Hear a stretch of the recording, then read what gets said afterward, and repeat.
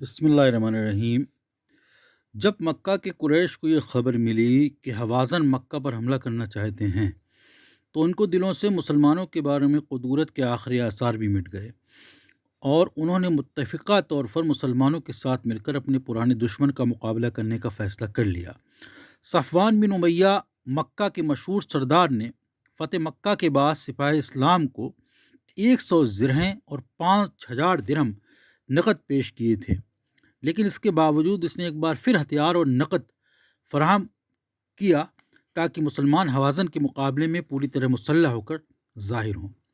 پیغمبر اسلام حضرت محمد صلی اللہ علیہ وسلم نے حوازن کا مقابلہ کرنے کے لیے 12,000 سپاہیوں کی فوج تشکیل کی، جس میں 2,000 سپاہی قبیلہ قریش کے نو مسلم تھے۔ لشکر اسلام 30 جنوری 631 عیسوی شام کے وقت وادی حنین میں پہنچا اور وہیں پر پڑاؤ ڈال دیا۔ حنین کا علاقہ مکہ اور طائف کے درمیان واقع ہے۔ اس کا کچھ حصہ دشوار گزار پہاڑیوں اور ایسی گھاٹیوں پر مشتمل ہے جنہیں پار کرنا بہت مشکل ہے۔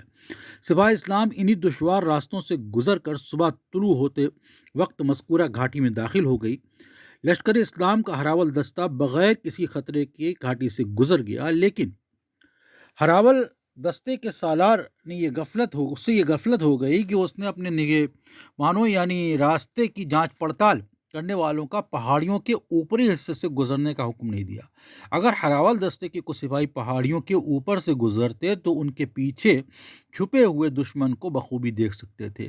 کہتے ہیں کہ یہ غفلت اس وجہ سے ہوئی کہ جنگ حنین میں عام مسلمان اپنی افرادی قوت کے پیش نظر یہ گمان کر بیٹھے تھے کہ اب انہیں شکست دینے والا کوئی نہیں رہا۔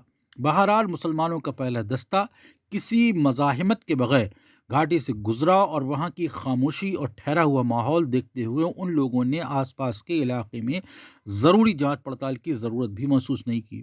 جنگ حنین میں لشکر حزاون کی کمان مالک بن عوف نصری نامی شخص کے ہاتھ میں تھی۔ اس شخص نے جنگ حنین میں اپنے تجربے کار سالار ہونے کا ثبوت فراہم کیا۔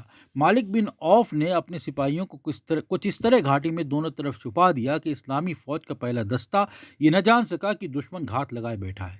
جب مسلمانوں کا ہراول دستہ گھاٹی سے پار ہو گیا تو حوازن کے سردار نے مسلمانوں کو دیکھا، لیکن حملے کا حکم جاری نہ کیا، کیونکہ وہ جان گیا کہ یہ صرف ہراول دستہ ہے، اصلی فوج پیچھے آ رہی ہے۔ چنانچہ اس نے اپنے سپاہیوں سے کہا کہ اصلی فوج کے داخل ہونے کا انتظار کرنا چاہیے۔ حضرت محمد صلی اللہ علیہ وسلم اس دن سپاہ اسلام کے ساتھ پیچھے چل رہے تھے۔ آپ سفید رنگ کے ایک خچر پر سوار تھے جس کا نام شہبہ تھا، اور یہ خچر حبشہ کے بادشاہ نے تحفے کے طور پر آپ صلی اللہ علیہ وسلم کو بھیجا تھا۔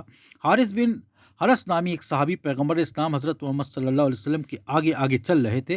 لشکر حوازن کا سالار مالک بن عوف اتنا سرد مزاج اور زیرک عقل مند انسان آدمی تھا کہ جب سپاہ اسلام کے اصلی حصے گھاٹی میں اترنا شروع ہوئے تو بھی اس نے حملے کا حکم نہیں دیا، بلکہ اس بات کا انتظار کرنے لگا کہ سارے مسلمان گھاٹی میں جمع ہو جائیں، اور جب اسلامی فوج کا پچھلا حصہ جس میں پیغمبر اسلام حضرت محمد صلی اللہ علیہ وسلم بھی شامل تھے گھاٹی میں قدم رکھ چکا تو مالک بن عوف نے اپنے صحابیوں کو حملے کا اشارہ کر دیا۔